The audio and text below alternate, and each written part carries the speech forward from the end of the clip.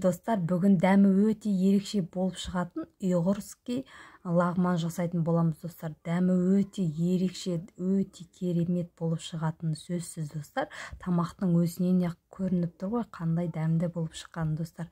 Ендеше менің видеомды соңына дейін қарап, жасалу жолын көріп, жасап көріңіздер достар. Және менің видеом ұнаса, маған подписация жасап, қоңыраушаны басып қойды ұмытпаңыздар. Ендеше тамағымызды жасауға кірісетін болайық. Бізге керекті заттарымыз пиязымыз, картопымыз, етіміз, сәбізіміз және қызыл көк болгар бұрыштарымыз, және де осылай мен алдын ала осылай лағман қамырларымды дайындап морозильникке салып қоятын боламын. Келесі жолы видеода мен осы лағман созудың рецептісін қалай созу керектігін көрсететін боламын. Осылай етімді солонка етіп турап алдым достар. Өздеріңіздің қалауларыңыз бойынша мен барлығын осылай солонка етіп турадым. Және картоптарымды кубик тәріздес етіп турап, пиязымды осылай турап алдым достар. Бірінші қызып тұрған қазанымыздағы майға етімізді осылай салып, жақсылап шыжғырып қуыратын боламыз.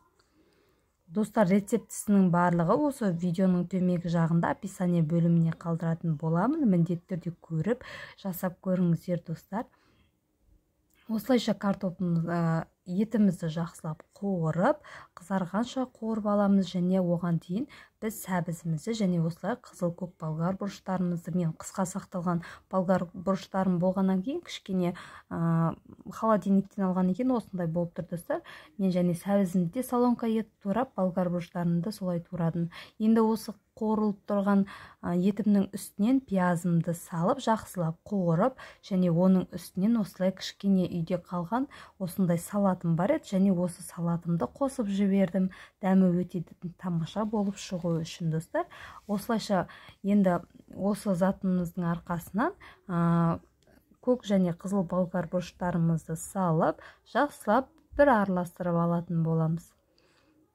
Жақсылап араластырып, және оның үстінен енді солонка етіп туралған сәбіздерімізді салып аламыз.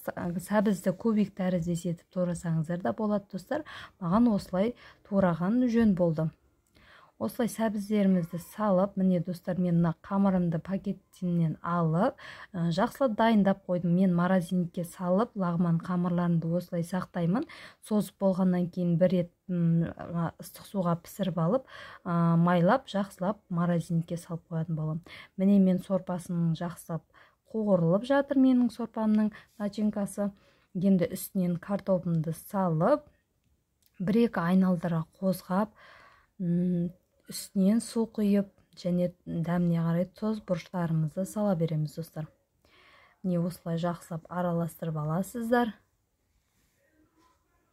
Және үстінен дәміне қарай, татымына қарай, еттеріңіздің тұзына қарай тұзымызды салып, және де қара бұрышымызды салатын боламыз. Қара бұрышты салсаңыздар, тамақтарыңыздың дәмі өте тамаша болады. Мен тамаққа осылай қара бұрыш салып жасағанды жақсы көремін. Осылайша лағманымыздың начинкасын осылай дайындап жатырмын. Енді осы начинкамыздың үстінен 1-2 шөміш су құятын боламыз. Себебі кішкене сорпалы болғаны да дұрыс достар. Мен сорпасын көптеу, молдау етіп жасадым. Себебі маған лағманның сорпасы өте ұнайды, керемет болады дәмі. Осылайша 2-3 кружка суымды құйып, қазанның қақпағын қатты жаумастан жартылай жауып, қайнатуға қойып қоятын боламын достар. Жақсылап міне осылай араластырып, енді қазанның қақпағын жауып, жаңағы шығарып қойған лағмандарым менің жақсы болып тұр. Соған арнап мен кастрөлге су құйып қойған болатын. Суым да қайнап қалыпты міне достар. Енді осы қайнаған суымызға лағманымызды бір рет салып алатын боламыз. Лағманымызды пісірмейміз, себебі менің ол лағманын пісіріп алып, сосын майлап, сосын морозильникке салып қойған лағман болатын. Алдағы уақытта лағман созудың рецептісін қалай созу керектігін, қалай жасағанда ол үзілмейтіндей етіп, сол видеоны түсіретін боламын достар. Міне дайын лағманды, созып қойған лағманды қайнаған суыма салып, 1-2 минут қана салып алатын болам, себебі ыстық болу үшін лағманымызды. Осылай араларын ашып жібересіздер достар. Өте дәмі керемет, ерекше болып шығады. Міндетті түрде үйде жасап көріңіздер.